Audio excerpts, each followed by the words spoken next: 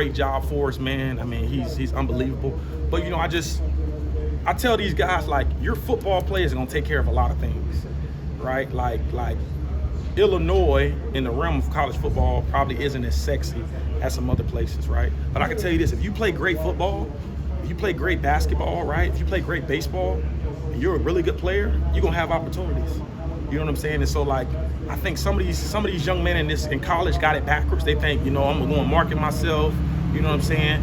And I'm trying to make as much money as I can, then I'm going to be a good football player. It don't work like that, all right? It just doesn't. I mean, for some guys it may. Some guys may be fortunate enough, and the good Lord bless them, and they're good looking, right? Some guys may have a little more swag than others, but ultimately, if you're a really, really good football player, somebody's going to have an opportunity for you to help you sell some of their product or help you sell some of their cars, right? Or put your face somewhere. You know what I'm saying? Like, that's the way life is, right? That's the way life is, right? You're going to pay a lot more money, you know what I'm saying, God rest his soul, to go and see Michael Jackson as you would to go and see me perform. You know what I'm saying? That's just the way it is, man. You know what I mean? And so the better you perform, the better your opportunity is going to be. Aaron, with so many young guys in your room and your group, like, are you coaching? I know it's only 3 days in, but how much effort are you coaching right now? Or are they at a level that you're I want to say satisfied with? No, I'm never satisfied, right? I'm never satisfied in terms of effort, right?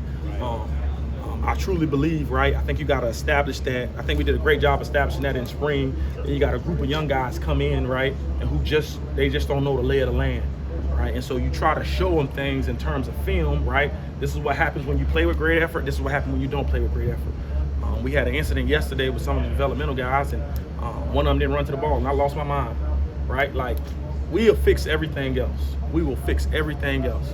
But two things you can control is your attitude and your effort to the football. If you are a 10-5, 10-6, 100-meter, when that ball break or if you hit the ground, run 10-5, 10-6. You know what I'm saying? And so I think the older guys have been doing a really good job holding those guys accountable. You know what I mean? There's going to be days where freshmen are going to be swimming in terms of the playbook, and you know, like, oftentimes, right, those young guys, they always want their coach's approval once the play's over. You know what I'm saying? And so I try to stay out of the picture, and I'm always, especially early on, get to the ball, because I want them looking for my approval, right? We'll clean all that stuff up on the film, right? I got individual time where I can slow things down with them. And so it hasn't been a lot of trying to coach effort because the older guys have done that. They've done a tremendous job at that, but these young boys, they want to get to the ball. And so, again, previous staff did a great job recruiting them. They did a great job finding guys with talent and ability on the back end, and they naturally want to get to the football. You praised Tony Adams a lot in the spring. Where have you kind of seen him improve from, I guess, not just spring, but in the summer and these first couple days of practice? Just in his leadership role, man. He's done a great job with a lot of the younger guys. You know, I gave Tony a project this summer, and I simply asked him to give the freshmen 5 tips and pointers, being an older guy, to help them with tough settings and situations, especially on game day, right? Like give them some relaxation tools and tidbits that'll help them, right? And he met with each one of them one time per week during the summer, and he met with them individually for like 30-40 minutes and just tried to help them out, give them some real pointers, right? This is how game day is going to be, right? If you're in that environment, all right, take a deep breath, right? Read a book, right? Listen to the music that you like, right? Clear your mind. Don't worry about what's going on at home. So Tony's a natural leader, man. You know what I'm saying? And he's been doing a tremendous job even before we got to fall camp, just in the summer, trying to take those guys under his wing. He's a kid who's not overly outspoken, so have you seen him kind of come out of that shell a little bit in these leadership capabilities you've seen? Oh, absolutely. Tony, you know, I oftentimes compare Tony to, like, some guys got that father, you know, like mom probably says a lot and dad doesn't say nothing. But when dad does say something, you know what I'm saying? Like, you better listen and you better be locked in. That's how Tony is. Like, Tony's going to talk with his play, you know, but when Tony does speak, like them dudes, like, perk up and listen, right? Spoon is probably a little bit louder than Tony naturally, you know what I mean? But I can see these freshmen, I can see the freshmen gravitating to Spoon and Tony. You know, they both got different styles and different approaches, all right, and they're both extremely effective.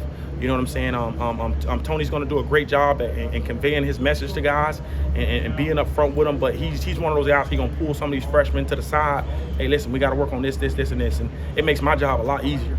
It makes my job so much easier, man, when you got an older guy who takes leadership in those younger guys. You mentioned the different style between Tony and Devin. Do you kind of like how they're kind of like different and allow different kind of players, the younger guys, to gravitate towards whichever side they feel more comfortable with in a way? 100%. Yin and yang, baby. Yin and yang. Salt and pepper, right? All right.